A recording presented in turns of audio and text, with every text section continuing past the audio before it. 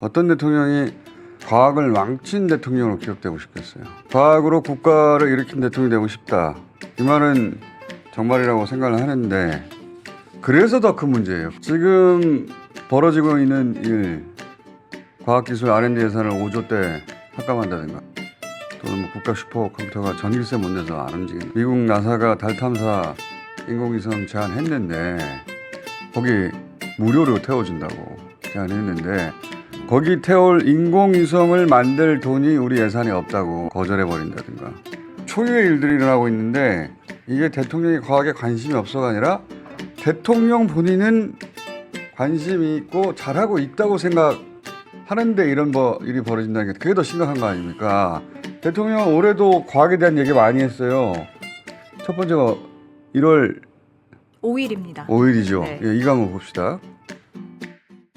제 임기 중에 R&D 예산을 대폭 확대하고 혁신적이고 도전적인 R&D는 돈이 얼마가 들어가든 전폭적으로 지원하겠습니다. 이제 예산 문제는 정부에 맡겨 놓으시고 여러분은 세계 최고를 향해 마음껏 도전하시기 바랍니다. 이거 과학기술인들 모아놓고 한 얘기예요. 네. 예산을 다 깎아놓고 이제 예산을 국가에 맡기고 마음껏 하라고 네. 국가에서 예산을 다 깎았잖아요. 돈이 얼마가 들어가든 지원하겠다. 본인이 어느 날 갑자기 깎으라고 해서 다 깎은 거 아니에요. 일괄 네. 기준도 없이 이렇게 한 번만 얘기하는 게 아니에요.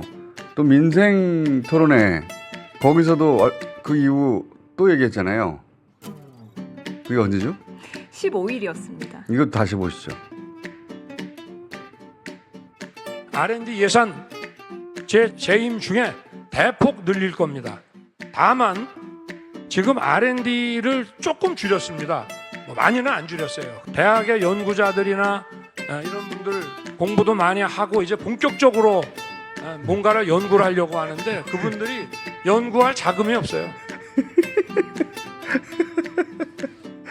이게 무슨 말이에요? 본인이 5조를 깎고 조금 깎았다고 해놓고 연구할 자금이 없어. 이거 어떻게 연결되는 거예요 대체? 네.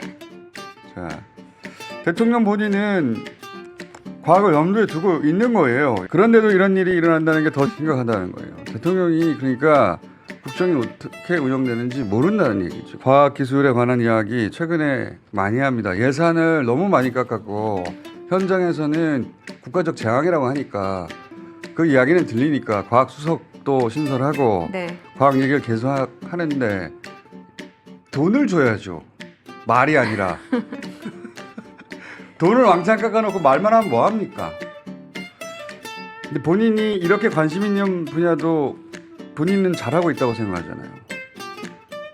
국가적 재앙이 벌어지고 있다. 이 손실 그리고 이 후퇴를 회복하자면 수십 년 걸릴지도 모른다는 이야기가 과학계에서 나오는데 근데 본인은 과학을 잘 챙겨주고 있다고 생각해요. 그럼 실제 국정은 다른 누군가가 끌고 가고 있는 거 아닌가? 우리는 이런 생각을 할 수밖에 없죠. 누구요? 모르겠어요. 그러니까 본인 대신에 실제 국정을 이런 식으로 끌고 가는 이들이 만들어준 가상현실 속에 대통령이 있는 거 아닌가?